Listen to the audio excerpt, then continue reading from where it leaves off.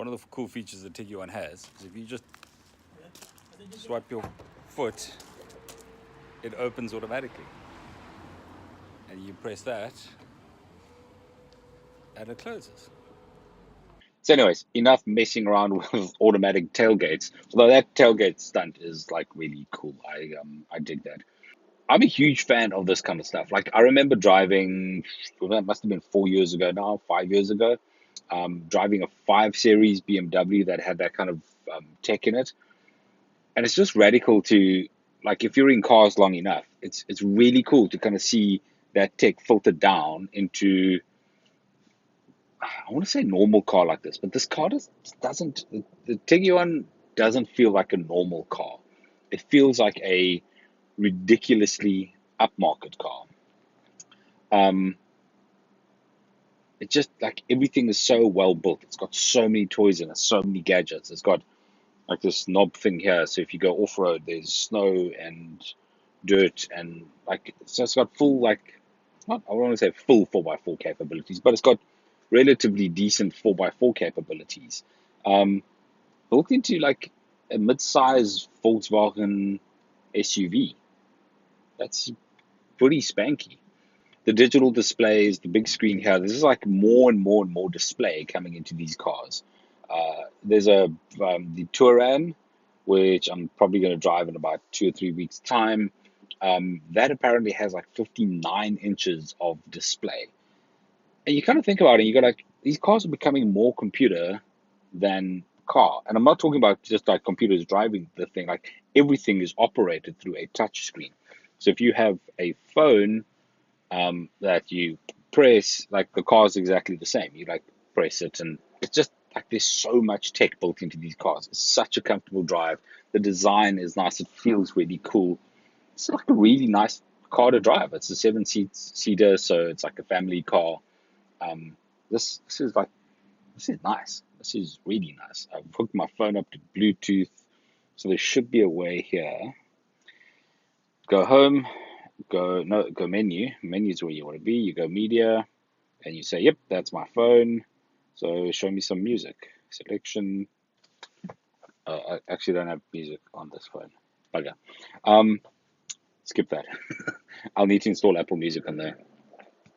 Um, but it connects Bluetooth via Bluetooth. It's just like a lot of cool tech here.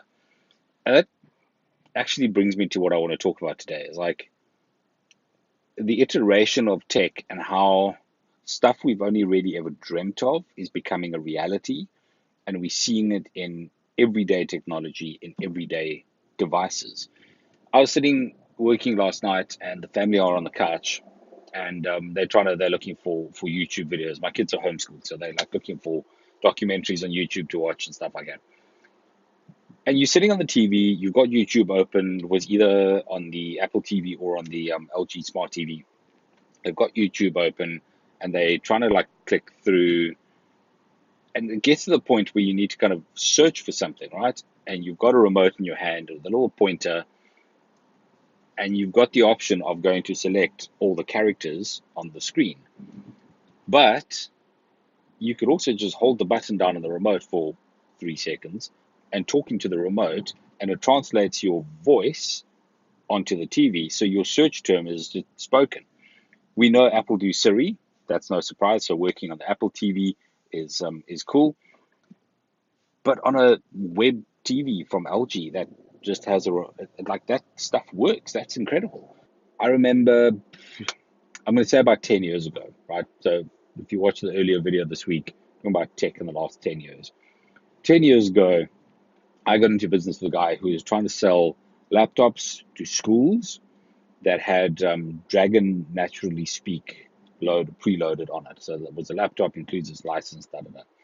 And I sat down and I looked at this thing. I was like, you know what? I can talk to the computer and it just like translates the text, and like we could put this stuff in schools, and schools could just, the students could talk to the computer and they could dictate their assignments, and saves the need for the typing. If you've been in tech for long enough, you'll know what I'm talking about. But Dragon was like the pinnacle of that software. It was like the pinnacle of that technology. And now 10 years ago, like this stuff is built into everything. It's everywhere. It's in your TV, it's in your phone, it's in your Apple TV, it's in your car. This thing does speech recognition as well.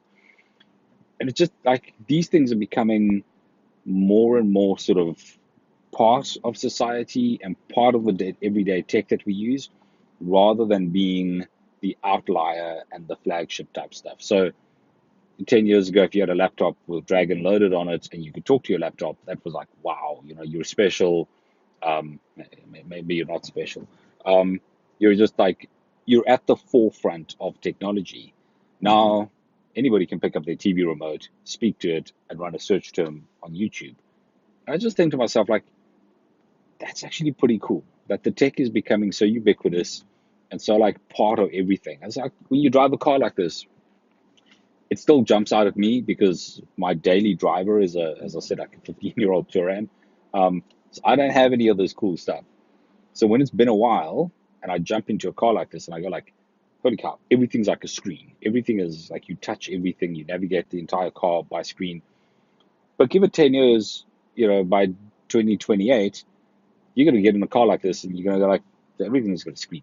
Everything is literally just digital dash.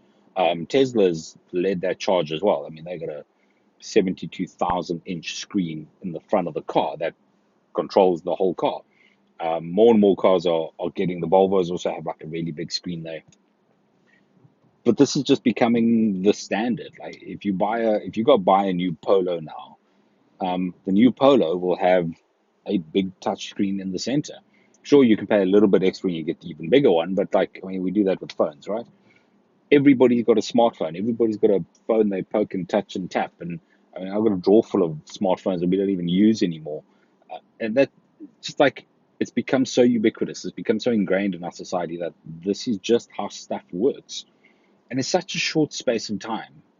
Very first car that I drove that had any kind of decent, really big touch screen that worked really well. Because that's the other thing. If you're going to deploy a touch screen in a car, it needs to be, I'm going to say like iPad, iPhone level response, right? You can't have a touch screen. Some of them do. But you can't have a touch screen where you touch the damn thing and nothing happens, like even for like 3 nanoseconds. Because you're trying to drive, you're trying to keep your eyes on the road. So you want to be able to kind of glance at something, touch it, and know that it's happened. There's got to be that confidence in touch. Otherwise, it's useless. The first car I drove with a touch screen was exactly like that, where I could sort of out of the corner of my eye see what's going on, navigate the screen, do whatever I needed to do, was the Volvo XC90. And they just launched that about 3 years ago. And that was like remarkable. 3 years later, you're buying Polos with that kind of technology in it. Give it another 5 years, and you won't be able to buy a new car that isn't operated from a big touchscreen because it makes sense and it's so much cheaper than fiddly knobs. And you can put a screen into a car, and then once you've got the screen in the car, you can just write software to make that screen control the car and do anything you need it to do. So it totally makes sense from a manufacturing point of view that that's the route you want to go. It's cheaper, it's easier, it's less tech. You're not manufacturing lots of fiddly bits. You just manufacture one panel, you write some software, you can stick that in your entire vehicle range. Um, so yeah, the future I think is exciting. Like the amount of tech we're going to get in cars, the stuff you're seeing now. If you don't drive a car like this, if you don't own a car like this, you're probably going to buy a 5-year-old car in 5 years' time. This is what you're going to buy.